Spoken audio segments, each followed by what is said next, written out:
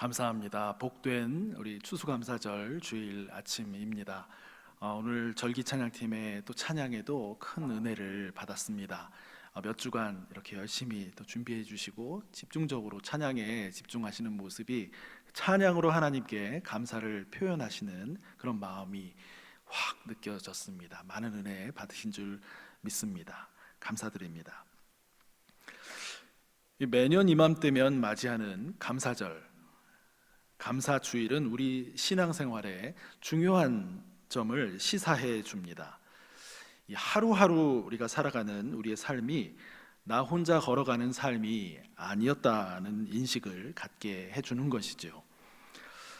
우리 삶을 함께 하시며 인도하시는 하나님, 사랑과 은총을 베푸시는 하나님을 보다 민감하게 바라보는 특별한 시간입니다. 감사절은 기독교 신앙을 다른 모든 종교와 철학 사상과도 구별하게 하는 중요한 면을 갖고 있기도 합니다. 인격적인 신 사랑의 하나님과 대화하며 동행하는 그런 신앙이라는 점에서, 그리고 이 하나님이 전능하신 창조주시요 구원주이시요 이시라는 점에서 이 모든 인간의 종교, 철학, 사상 등과 뚜렷하게 구별됩니다. 또한 이 하나님은 전적으로 우리와 다르시고 불의와 거짓과 타협하지 않으시는 정의와 공의의 하나님이시라고 성경이 가르쳐 줍니다. 지난 몇 주간 하루하루 감사 노트를 작성하시면서 해보시면서 다양한 생각과 느낌이 있으셨을 것 같습니다. 흐르는 일상의 시간 속에서 질서와 안정감을 조금이라도 느끼셨을 수도 있을 것 같고요. 또 쉽게 지나칠 수 있었던 여러 경험을 하나님의 은혜 속에서 되돌아보고 더 깊이 깨닫는 순간들도 있으셨을 것입니다. 또 한편 이것이 약간의 숙제처럼 여겨지셔서 감사 노트를 채워야 한다는 것에 조금 부담을 느끼신 분들도 있으셨을지 모르겠습니다. 저도 이런 비슷한 경험들을 했습니다. 감사할 일이 많았는데 며칠이 훅 지나가고 나니까 그때 기억을 다시 되살리려고 해보니까 잘 나지 않는 그런 날도 있었습니다. 이러한 모든 순간들이 하나님과 동행하는 삶의 일부분이라는 것을 깨닫게 될 때 안도감도 들게 됩니다. 한편 감사할 일이 너무 많고 깊은 감사로 못 들어가는 아쉬움도 우리 삶에 참 많구나 하는 생각도 들 수 있습니다. 특별히 어떤 간절한 간구의 내용에 응답을 받아서 감사할 때도 있지만 아직 여전히 기다리며 인내의 시간을 보내고 있을 때에도 그때도 감사할 수 있음을 알게 되기도 합니다. 작고 구체적인 내용의 감사도 귀하지만 고난과 인내의 시기에 그때에도 생기는 넓은 감사의 마음은 더욱 값지고 귀하다고 할 수 있습니다. 그것은 바로 크신 하나님, 사랑의 하나님, 그 하나님을 인정하는 것이고 믿음으로 그 하나님과 지금 연결되어져 있다라는 그렇게 해서 살고 있다라는 의미가 되기 때문입니다. 오늘 성경 본문의 이야기는 사복음서 중에서도 독특한 성격을 갖는 누가복음에 나오는 치유, 감사, 믿음, 구원과 관련된 이야기입니다. 그러나 예수님이 행하신 치유의 기적에 초점이 있다기보다 감사와 믿음과 구원의 의미에 더 초점이 있는 이야기라고 할 수 있습니다. 누가복음은 이 복음서 중에서 가장 그 문체가 수려한 헬라어로 기록되어 있고요. 가난하고 소외된 사람들, 또 이방인과 병든 사람들에 대한 예수님의 관심이 더욱 부각되어 나타나는 복음서이기도 합니다. 오늘 본문은 예수님께서 예루살렘으로 가실 때에 사마리아와 갈릴리 사이에 어느 마을로 들어가셨을 때에 일어난 일이었습니다. 조금 그 의미를 설명을 드린다면은 이 예루살렘으로 가실 때라는 것은 누가복음에서 좀 특별한 의미를 갖습니다. 9장 51절에 처음으로 언급이 되고요. 예루살렘으로 올라가실 때에 하는 말씀이 또 13장과 14장 그리고 오늘 본문 17장 에서도 명시적으로 반복해서 예루살렘으로 올라가실 때에 이렇게 언급이 되고 있는데요. 예루살렘은 누가복음에서 하나님의 구원이 온전히 이루어지는 특별한 장소라고 하는 의미가 담겨 있습니다. 예수님께서 굳은 결심으로 예루살렘으로 올라가시기로 하셨다는 것을 누가가 보여주는 것인데요. 그것은 예수님께서 자신의 사명, 인간과 세상의 구원을 위해 십자가를 지실 그 사명을 향해 굳게 결심하시고 예루살렘을 향해 나아가시는 믿음과 순종의 모습입니다. 그러므로 오늘 본문의 이야기는 예수님께서 세상을 향한 온전한 구원의 길을 향해 걸어가시며 그 가운데 일어난 한 작은 에피소드라고 보실 수 있습니다. 그리고 이 본문 안에도 치유와 감사, 믿음과 구원의 이야기가 나오는 것을 보게 됩니다. 당시 이스라엘 팔레스타인의 지도를 보게 되면요, 북쪽에서 남쪽으로 순서대로 갈릴리, 사마리아, 유대 지역이 있죠. 예루살렘을 향해 가시다가 갈릴리와 사마리아 지역 사이로 가실 때 이렇게 표현된 표현은 그 지리적인 안내가 조금은 어색하게 느껴지는 것이 사실입니다. 이쪽의 지리를 정확히 모르고 묘사하고 있다라는 느낌마저 들 수가 있는데요. 그러나 지도로 보는 것과 또 실제로 우리가 그 실제 지리는 엄연히 또 다른 면이 있기 때문에 큰 방향으로는 예루살렘을 향해 가고 있지만 미시적으로는 자세히 보게 되면 갈릴리와 사마리아 지역 사이의 부분을 지나가는 것이 가능하기도 합니다. 어쨌든 그 길을 가는 중에 한 마을에서 예수님께서 10명의 한센병 환자들을 만나시며 이야기가 시작됩니다. 한센병은 고대 시대에는 불치병으로 여겨졌고요, 전염성이 있어서 환자들은 사회에서 격리되어 살아야 했습니다. 그래서 그 당시 사람들은 이 병을 저주받은 병이다 이렇게 여기기도 했습니다. 오늘 본문에서도 이들이 멀리 서서 예수님을 바라보며 소리 높여 간구하는 것을 봅니다. 예수 선생님이여, 우리를 불쌍히 여기소서. 이것은 외침이기도 했지만 기도였습니다. 한센병 환자들은 격리되어 살아가고 있었지만 예수님에 대한 이야기는 갈릴리 지역에 이미 널리 알려지고 있었기 때문에 이들도 예수님의 그 능력을 들어서 잘 알고 있었다고 볼 수 있습니다. 예수님을 향해 부르짖는 이들을 만났던 이때에 예수님께서 14절에 그들을 보시고 응답해 주십니다. 가서 제사장들에게 너희 몸을 보이라 이렇게 말씀하십니다. 이야기가 아주 속도감 있게 전개가 됩니다. 본문은 그들이 가다가 즉 예수님의 말씀에 따라 순종해서 제사장들에게 가다가 깨끗함을 받았다고 말씀합니다. 그들이 깨끗함을 받았다 하는 것은 누구는 받고 누구는 안 받고가 아니라 모두 받았음을 말합니다. 그런데 그중 한 명이 자기가 나은 것을 보고 큰 소리로 하나님께 영광을 돌리며 돌아왔습니다.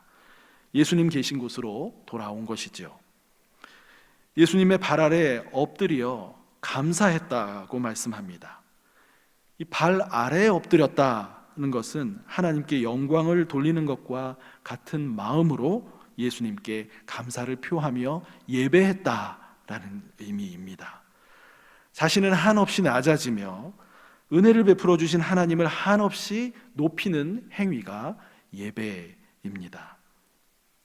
하나님께서 예배를 기뻐 받으시는 이유는 우리가 하나님을 하나님으로 합당하게 여기며 참 인간의 자리에 서는 모습, 그 모습이기 때문에 그렇습니다.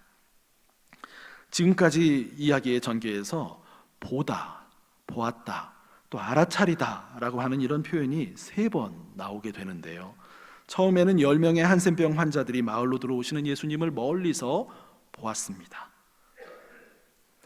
알아본 것이죠. 예수님을 본 그들은 병의 치유를 위해 예수님께 간구했습니다. 이것도 믿음이었습니다. 이분께 아뢰고 구하면 혹 나음을 얻을 수 있으리라고 하는 신랏 같은 믿음이었을 수도 있습니다.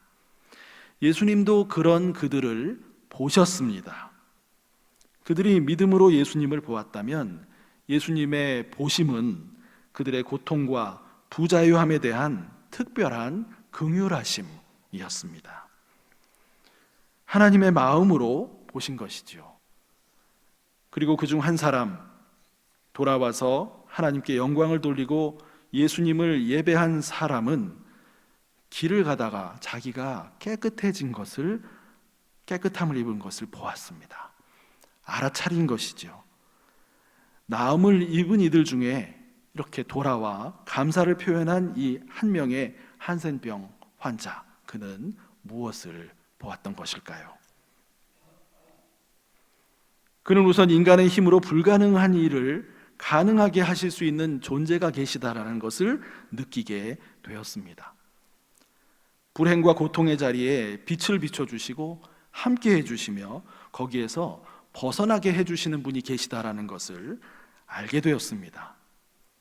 그 일이 자기 자신에게 일어났다는 것을 확인하며 놀랐고 기뻐했고 감사했습니다. 그런데 이 모든 일이 예수님께 간구할 때 일어난 것임을 알게 되었습니다.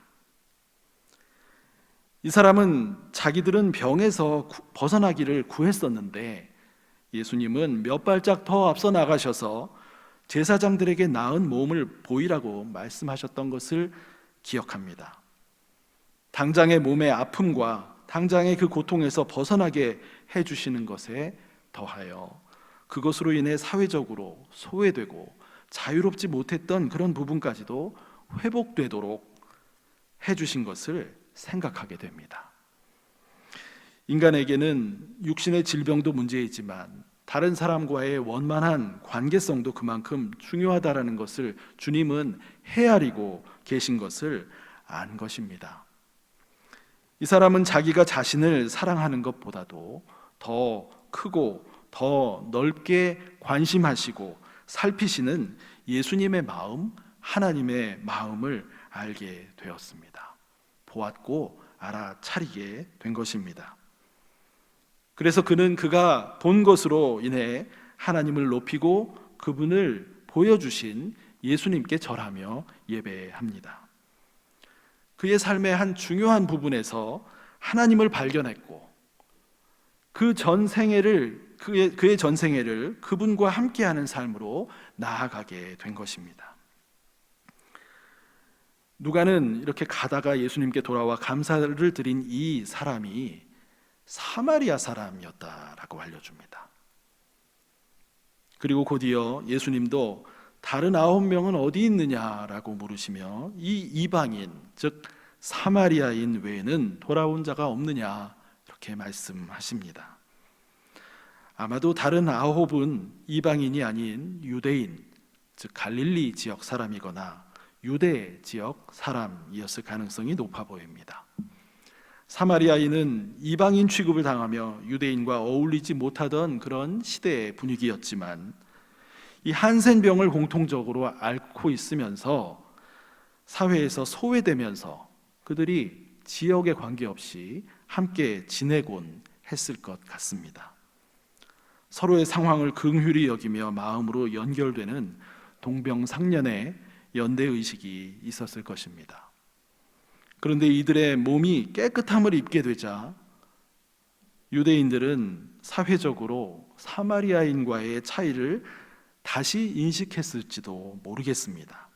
사회적 지위가 사마리아인 한센병 환자와 다시 달라진 것이죠.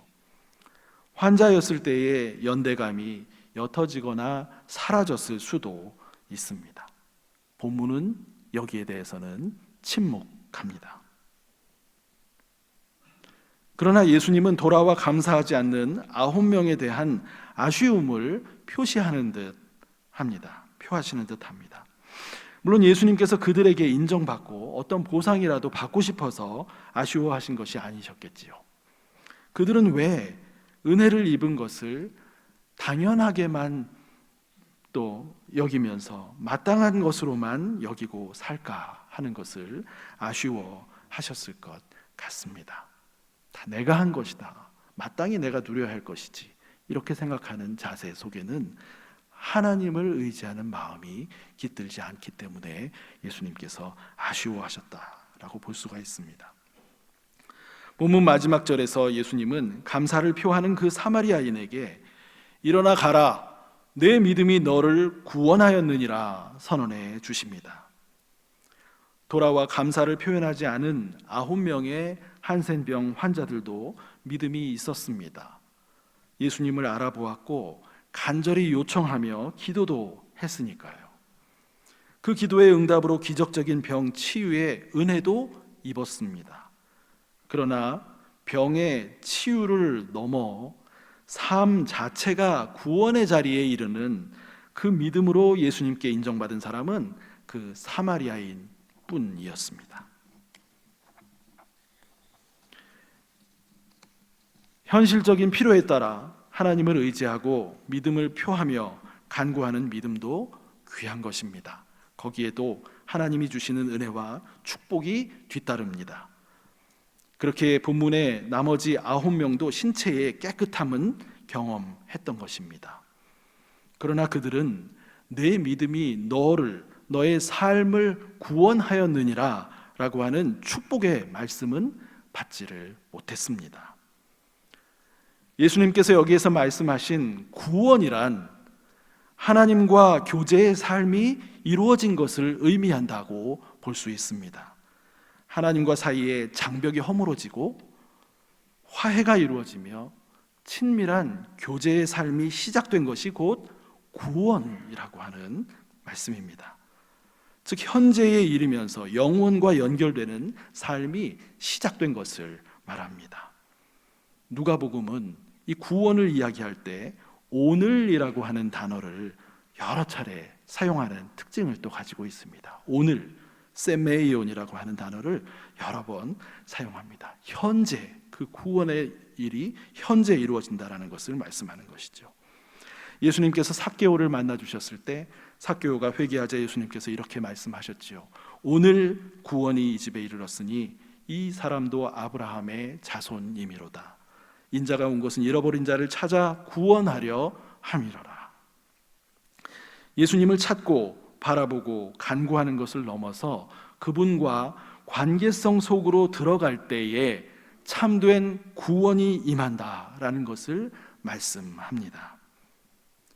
십자가에 달리셨을 때 한쪽 편에 달려있던 예수님을 존중하며 믿음을 표했던 강도에게 예수님께서 내가 진실로 내게 이르노니 오늘 내가 나와 함께 낙원에 있으리라 말씀하셨습니다. 오늘 본문의 한센병에서 고침을 받고 감사를 표한 이 사마리아인은 새로운 인생을 살게 된 것으로 보아야 합니다. 우선은 몸이 가벼워지고 생기가 도는 큰 은혜를 입었습니다. 그리고 나아가 주변 사람들과의 관계라고 하는 이 사회성이 회복되었습니다. 그리고 더 나아가서 이 사마리아인은 무엇보다도 하나님의 높고 크신 사랑 앞에 자신은 무력하고 보잘것없으나 그 사랑을 받고 있다라는 것을 깨닫게 되면서 진정한 감사와 예배의 삶을 살게 되었습니다. 하나님과의 관계가 열리고 친밀한 교제의 삶이 이루어진 것입니다. 그 이후의 삶에서 이 사람이 어떻게 살아갔는지는 우리가 알 수 없습니다. 또 다른 생의 난제를 만나면서 고비고비를 넘어가며 다른 이들처럼 인생을 살았을 것이라고 짐작해 봅니다.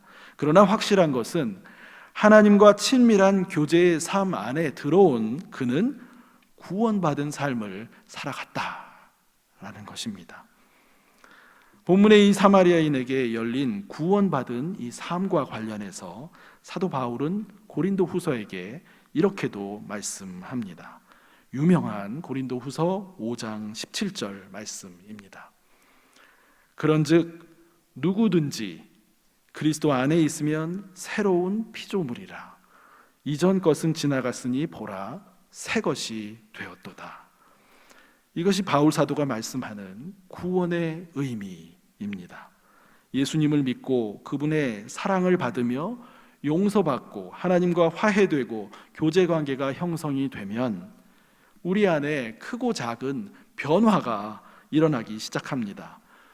전과 같았으면 버럭 화를 낼 일도 절제력을 발휘할 수 있는 힘이 생기고요. 내가 힘 있는 자리에 있더라도 함부로 그 힘을 남용하지 않게도 되는 것이죠. 또 때로 내가 힘이 없고 낮은 자리에 있을 때라도 비굴함에 파묻히지 않고 건강한 자긍심 위에서 살아가게 됩니다. 나를 사랑해 주시고 함께 해주시는 그분 안에 내가 있다는 것이 너무 기쁘고 감사하기에 그 마음이 나의 삶의 모든 것을 주장하게 되고 영향을 끼치게 된다라는 말씀입니다. 옛 것이 사라지고 옛 생각과 사고방식이 틀이 자꾸만 바뀌어지고 버려지고 새 것이 우리의 삶을 채우기 시작했기 때문에 그렇죠. 이미 구원이 임한 것입니다. 그리고 그리스도 안에 약속으로 보장된 그 구원의 완성을 향해 우리는 나아가게 되는 것입니다. 본문의 이 사마리아인의 예수님을 향한 감사는 그에게 몸의 치유라는 그 혜택을 넘어서 삶의 구원, 즉 그리스도 안에서 새로운 피조물이 되는 놀라운 은총으로까지 연결되었습니다. 그의 감사는 그의 믿음의 표현이었습니다. 병을 낫게 해주신 일 자체도 물론 감사하지만 그가 예수님께 나와 엎드려 경배하며 감사를 표한 일은 이제 그가 하나님을 하나님으로 바로 알게 되었고 자신이 경배드려야 할 분이심을 알게 된 기쁨 때문이었습니다. 그 크신 하나님과 자신이 연결되고 그 사랑을 받게 된 것이 병 자체가 치유된 것보다도 더 중요한 감사와 예배의 이유가 된 것입니다. 그리고 그 일이 예수님을 통해 이루어진 것을 깨닫고 그분을 예배하는 삶을 살게 된 것입니다. 감사절에 우리는 하나님께 이런저런 구체적인 감사의 제목을 가지고 예배 드립니다. 그러나 때때로 삶이 힘들고 고된 시간을 겪을 때에도 감사절을 맞이합니다. 그러한 때에 우리에게 구체적으로 감사할 제목이 없다고 의미가 없는 감사절이 되는 것일까요? 그렇지 않습니다. 우리 기독교 신앙의 감사는 본질적으로 하나님을 알게 하심과 하나님과 교제하며 인생을 살게 하신 데에 놓여 있기 때문입니다. 이 하나님과의 교제 가운데 평범하게 지나가는 하루하루를 돌아보며 묵상해 갈 때 눈에 크게 보이는 감사의 제목이 없는 것 같아도 감사의 내용은 한없이 깊어질 수 있고 한없이 많아질 수도 있다라는 말씀입니다. 우리 신앙인은 이렇게 감사로 우리의 믿음을 표현하며 살아갑니다. 어떤 것이 이루어졌기 때문에만 감사한다면 우리의 믿음이 그만큼의 분량인 것입니다. 물론 그것도 소중한 믿음입니다. 하지만 지금까지 받은 은혜와 주신 하나님을 잊어버리지 않도록 유의해야 합니다. 그럴 필요가 있고요. 영적 성숙을 위해 더 큰 감사와 믿음을 구할 필요도 있습니다. 어떤 일이 이루어졌거나 그렇지 못하거나 관계없이 하나님이 함께 하시기 때문에 감사의 마음이 일어난다면 우리는 보다 성숙한 믿음으로 나아가고 있는 것입니다. 세상적으로는 일이 잘 풀리지 않고 있는 듯해도 그 현실을 넓은 마음으로 수용하게 되며 하나님을 점점 더 신뢰하게 되고 마음의 평강이 우리에게 깃들게 된다면 참으로 복된 일이라고 할 수 있습니다. 한숨과 비관의 마음으로 보내던 옛 태도에서 긍정과 희망의 마음으로 할 수 있는 작은 것부터 내가 해야겠다라는 의지가 우리 안에 생겨난다면, 그리고 마음의 작은 기쁨이 일어나기 시작한다면 그것은 새로운 피조물의 삶, 곧 구원받은 구원의 삶을 사는 것입니다. 오늘 여기에서 영원과 연결된 복된 삶이 되는 것입니다. 우리의 힘으로는, 우리의 힘만으로는 이러한 삶은 불가능합니다. 그리스도의 영이신 성령께서 우리와 함께 하시기 때문에 이런 놀라운 삶이 가능하게 됩니다. 우리 믿는 사람들은 이런 놀라운 삶의 자리로 초대받았고 또 그 은혜를 누리며 사는 사람들이라는 것을 기억하시기를 바랍니다. 이 새로운 피조물의 삶에 들어가는 열쇠와 같은 두 덕목이 하나님을 향한 감사와 예수님을 향한 믿음이라고 할 수 있습니다. 그리고 감사에는 헛된 세속의 것들이 우리 삶을 방해하고 회방하는 그런 것을 막아주는 신비한 힘도 있습니다. 하나님과 연결되고 하나님과 교제 가운데 있도록 해주는 그 능력이 우리를 지켜주시고 또 선한 길로 인도해 주시기 때문입니다. 그래서 사도 바울은 데살로니가전서 5장 18절에서 범사에 감사하라, 이는 그리스도 예수 안에서 너희를 향하신 하나님의 뜻이니라 라고 말씀하셨던 것입니다. 올해도 우리는 변함없이 감사절과 감사주의를 맞이했습니다. 이 감사의 계절에 우리 자신과 또 우리 가정이 받은 은혜를 민감하게 돌아보고 우리를 향한 하나님의 사랑을 알아차리며 그에 대한 우리의 감사를 표현하는 우리가 되어야 하겠습니다. 무엇보다 하나님과 화해의 관계 속에 교제하며 살게 하신 이 귀한 은총을 마음 깊이 감사하시는 저와 여러분 되시기를 간절히 소망합니다. 함께 기도하시겠습니다. 하나님 감사합니다. 올해도 추수감사주의를 맞아 하나님께 우리의 감사를 표현하는 예배의 자리로 함께하게 해주시고 하나님을 높이는 시간을 갖도록 인도해 주심에 감사를 드립니다. 하나님, 우리의 삶이 우리가 혼자 살아가는 것이 아니고 하나님의 은혜 가운데 주님께서 우리와 동행해 주시며 모든 삶의 자리에 함께하고 계시다라는 것을 이 감사절 기간 지날 때에 더 민감하게 알아차리고 하나님께 합당한 영광을 올려드리는 저희들의 삶이 될 수 있도록 인도해 주시옵소서. 우리의 삶은 굴곡진 일들이 많이 있습니다.